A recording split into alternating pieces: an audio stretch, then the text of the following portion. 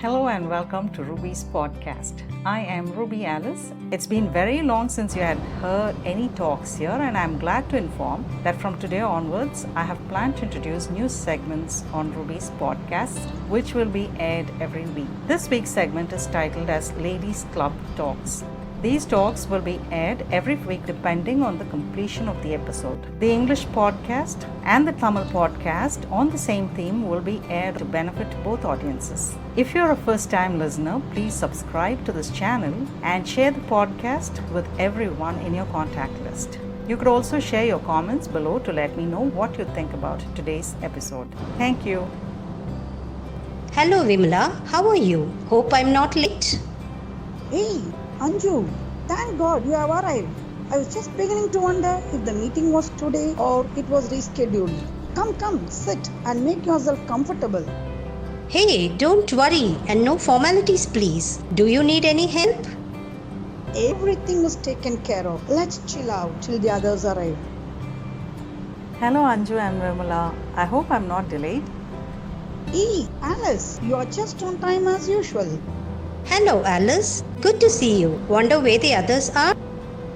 They're all on their way. Each one called up to say that they've started and we can expect them to be here soon.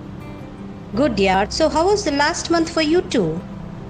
Hectic as usual, for the kids going to college and some relatives coming over to attend a wedding and shopping and all that. Oh, don't ask me please. Have they left or are we troubling you too much with this meeting thing? Yes, they left last week. Don't you worry about meeting here. I am too glad to host it, Hi everybody. Sorry yaar, got a little delayed with the traffic and the signals and everything. Oh, come on. Don't be so apologetic. It's just fine. Hi everyone, hope you haven't started yet. No, not yet. We were just having a personal chat. Shall we begin or wait for LL? I think we have to wait for her. Poor thing, don't know what's delaying her this time. I know. Let's have something as we wait for her. Come, let me help you too. Just leave it on the table, we'll help ourselves. So, as we were discussing, how was it with your life, ladies? Busy all of you? Nothing great, life has been as usual. That's why I look forward to our meets, Been the same with me too. It gets a little hectic when Ram is not in station. Otherwise, it's just the same, nothing interesting. Ladies, I think we ought to start. Eril has just texted that she's on her way and we needn't wait for her. Fine with me. What do you all say? Good yaar, because I need to get back home on time. You know how it is back home, right? I'm fine with anything. How about you, Ranjani? Same with me. Alright, come on then. Hope the collections made were handed over to Guna's orphanage. Yes, Ranjani and I visit them personally to hand it over. This time they wanted some food items cause some of their regular donors couldn't contribute. I heard of that. Guna called up to thank us immensely for the timely help. I was really glad that our contribution is of some help. It was really heartwarming to know that we could be of help to them. Poor children. It really wrenches my heart to see their plight. I understand. Makes me wonder if we can increase our contributions. Why not? I don't think it'll be a good idea. We can't make a decision with only the ones who are well off. I personally know some who are struggling to donate even this amount. Rightly said. And besides that, there are a few more who are donating to other causes too. So, we will stick to what we have agreed upon earlier, okay? Or shall we inform the group that they can always donate more if they want to? That seems to be a good idea too. Ranjini, looks like you aren't pleased with this.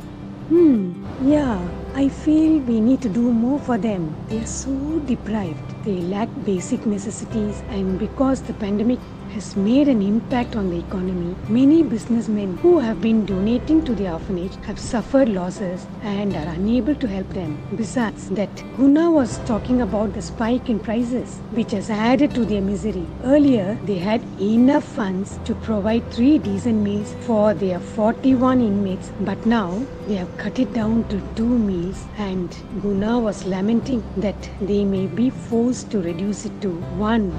Whoa, hold on. Looks like you're slowly getting drawn into a survivor's guilt. And what is that?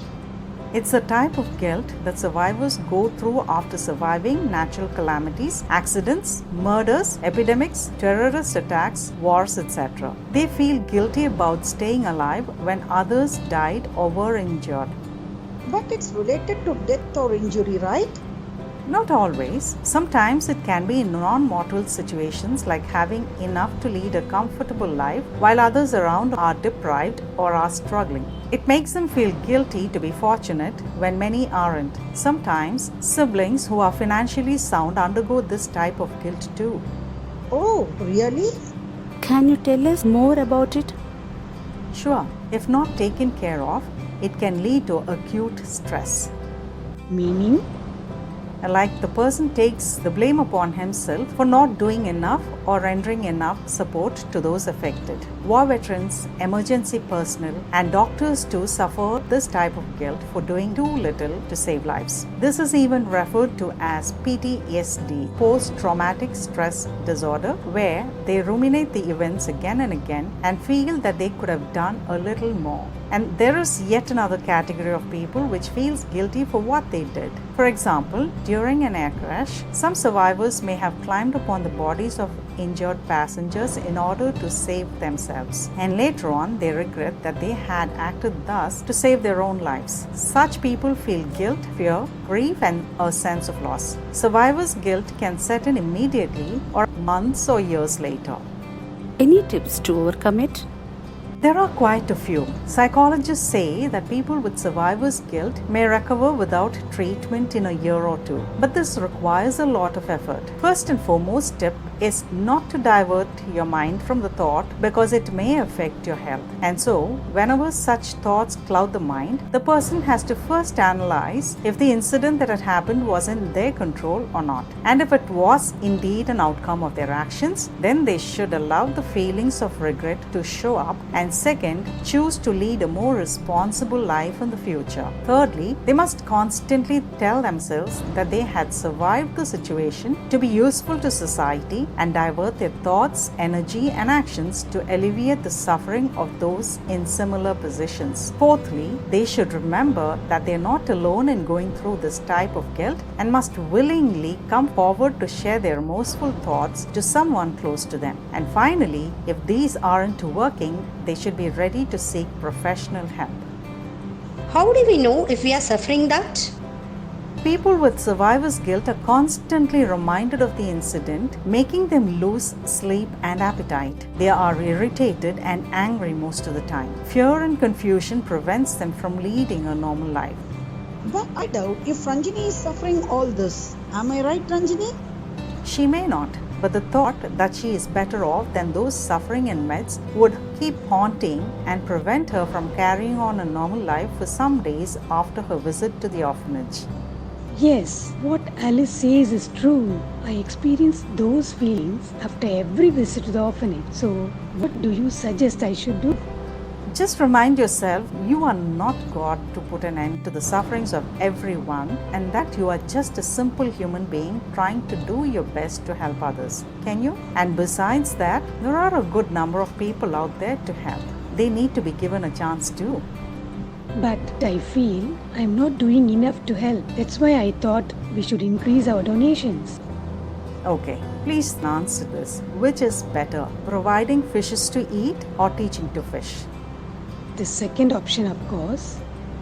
Then go and tutor them or guide them to make a living, or we'll come up with better ways to help them making a living. That way they'll be ever grateful to you.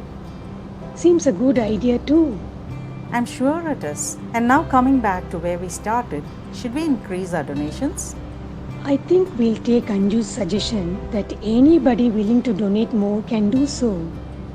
And another way will be to mention in the group the requirements of the orphanage. And anyone who would like to individually sponsor their dairy needs, toiletries, pulses, or breakfast food for a month, they can come forward to do so. That's a good idea. Good. I'm happy that you're convinced. And Vimala, will you communicate this to the group, please? Yeah, sure.